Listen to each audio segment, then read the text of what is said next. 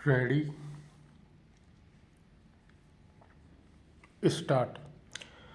महोदय, भगवान बुद्ध ने अपने शील में इन सभी गुणों पर यथोचित बल दिया है और व्यवहार की दृष्टि से उनका विवेचन किया है।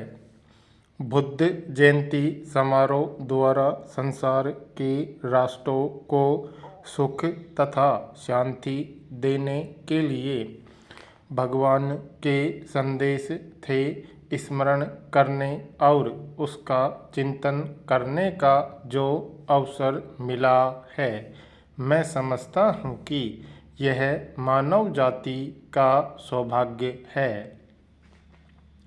मेरी यह धारणा रही है कि निजी सुख और शांति के हित में मानव उस संदेश की ओर अधिकाधिक ध्यान देगा।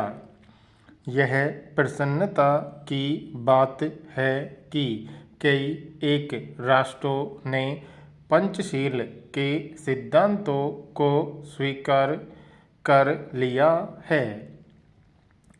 इस सिद्धांत पर आचरण द्वारा पारस्परिक मतभेद निस्संदेह कम किया जा सकता है और राष्ट्र बल प्रयोग अथवा युद्ध से मुक्त हो सकते हैं।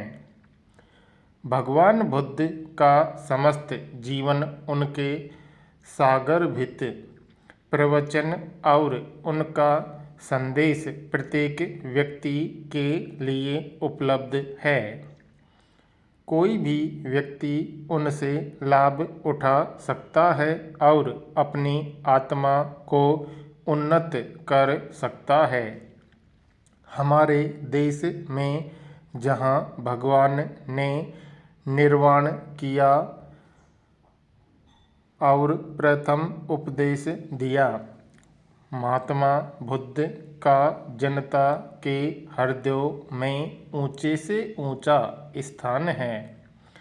प्राचीन परंपरा के अनुसार भारत के लोगों ने उन्हें कालांतर में ईश्वरीय अवतार का पद दिया था और इस देश से बौद्ध मत के लुप्त हो जाने के बाद भी विष्णु के रूप में उनकी पूजा बराबर होती रही।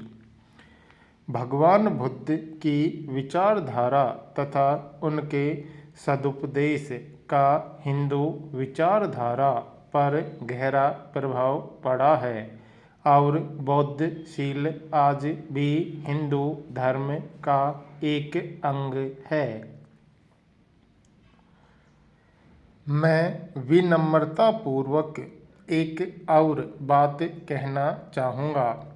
भगवान बुद्ध ने इसी भूमि में निर्वाण प्राप्त किया और यहीं उन्होंने धर्म प्रचार की व्यवस्था की।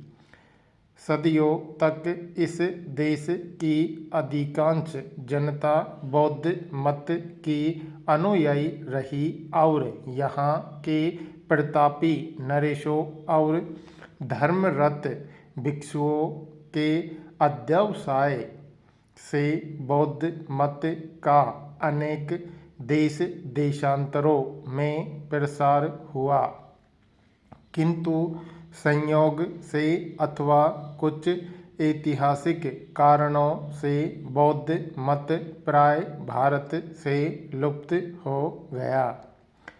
यह सब होते हुए मैं कह सकता हूँ कि 2000 वर्ष की इस समस्त अवधि में भगवान बुद्ध के प्रति यहाँ के लोगों की आस्था तथा श्रद्धा बराबर रही। विश्व के इतिहास में शायद और कोई ऐसा उदाहरण नहीं मिलेगा। मुझे कोई भी दूसरा देश ऐसा दिखाई नहीं देता जहाँ कोई अवतार हुआ हो और समस्त जनता कुछ समय तक उसकी अनुयायी रहकर किसी अन्य मत को अपना चुकी हो, परंतु फिर भी उस देश में उस अवतार का वही आदर और उसके प्रति वही आस्था की भावना बनी रही हो, जैसी कि भारत में भगवान बुद्ध के प्रति हजारों वर्षों से रही है।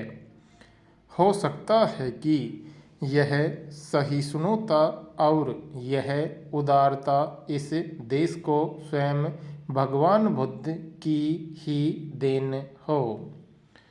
इस समय मानव एक संध्याकालीन समय से होकर गुजर रहा है।